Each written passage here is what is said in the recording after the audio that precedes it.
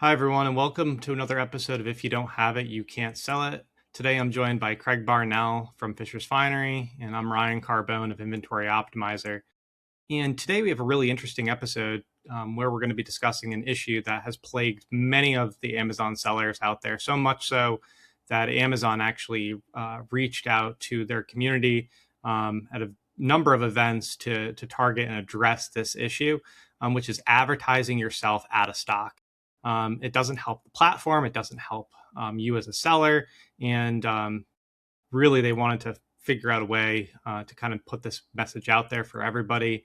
And we thought to ourselves here at Inventory Optimizer, we had a solution to help better automate a fix for this, since we already do calculate your projected out of stock dates. And I mean, on that note, I wanted to hand it off to Craig, who's going to explain exactly what they discussed, as well as how our solution is going to help him at Fisher's Finery. Yeah, thanks, Ryan.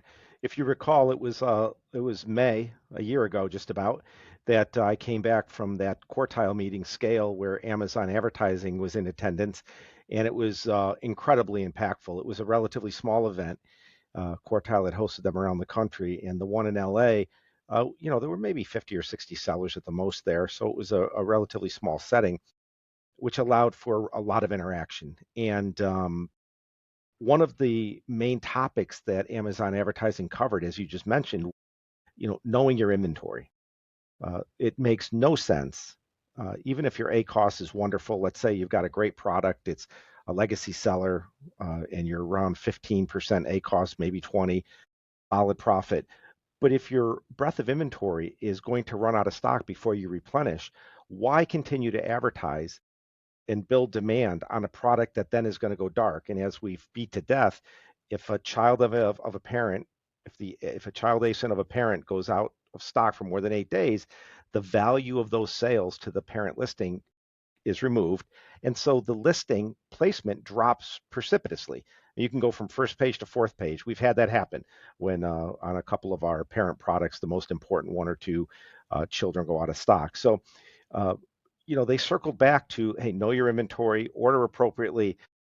So when I came back, if you recall, I was all excited with my pages of notes, and we discussed, hey, Ryan, if we know what your projected out of stock date is, we already have it.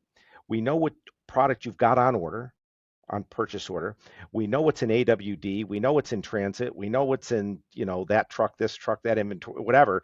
We know all of the holistic pieces of your inventory, and we know when you're going to go out of stock based on your ordering. Why can't we automate inside Inventory Optimizer a solution that will automatically identify when your inventory goes? For us, I've been working on it now. We've set it at 30 days. The minute one of the inventory has an out of stock projection of 30 days or less, we began to reduce advertising spend automatically.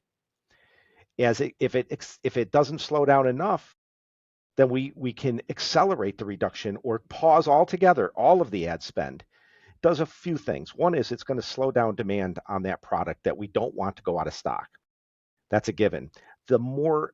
Oftentimes more importantly, if you're going to be investing money on something that's going to go out of stock anyway, why not save that money or reallocate that money to other ASINs that have a larger breadth of inventory that aren't at risk of going out of stock? So deploying your financial resources based on what inventory you have and how much you have to sell. I mean, it's just a win-win, Ryan. Absolutely. And one of the things that you mentioned when we were developing this, and it slipped our mind as we were as developers when we were working on this, was the ability for the solution to see products that have come back into stock, and for us to then be able to unpause or to reactivate those campaigns impacting those items. That's a great point, right? It's one thing to be able to display information to people, right? There's tons of products out there. They'll tell you all the things you're doing wrong. But how do I do them right? Fix it for me. Show me an intuitive way to solve this issue. So, that's what we worked on with the programmers, and that's why it's taken almost a year. Identify the issue. You've got inventory levels that are less than 30 days supply. You're advertising on it. Slow the advertising spend or pause it. If it continues to get under 7 days, automatically pause it altogether. But wait a minute, I only needed to pause it for 26 days. Now my inventory is received at AWD and or FBA. I don't want to have to hunt and peck through 3,000 plus SKUs or ASINs that we have. Turn it on automatically. And as you just mentioned, that's kind of where I forgot to make sure that was being done all along the way. And so this our latest iteration that is ready to go live does that, right? Once the inventory is received and the supply chain is back up to adequate inventory coverage, the campaigns get turned back on.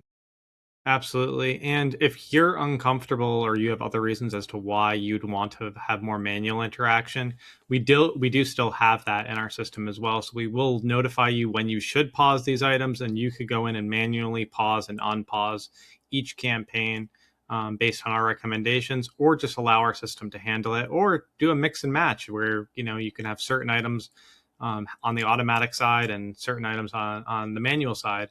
And again, our product will allow you to do that, as well as allow you to continue to manage them inside of Seller Central like you have been for years. 100%.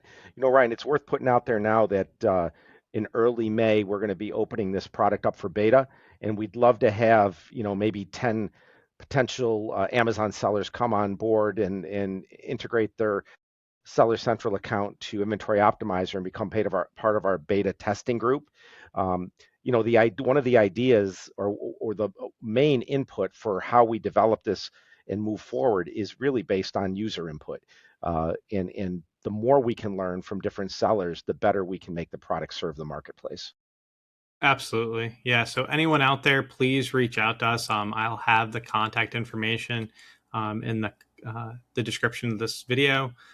So you could feel free to put your information in there. Also, you could schedule a meeting with me or another member of the team to go over exactly how to implement the solution for you and to become part of our beta testing program. Thanks, Ryan. Thanks, Craig. And thank you, everybody, for joining us.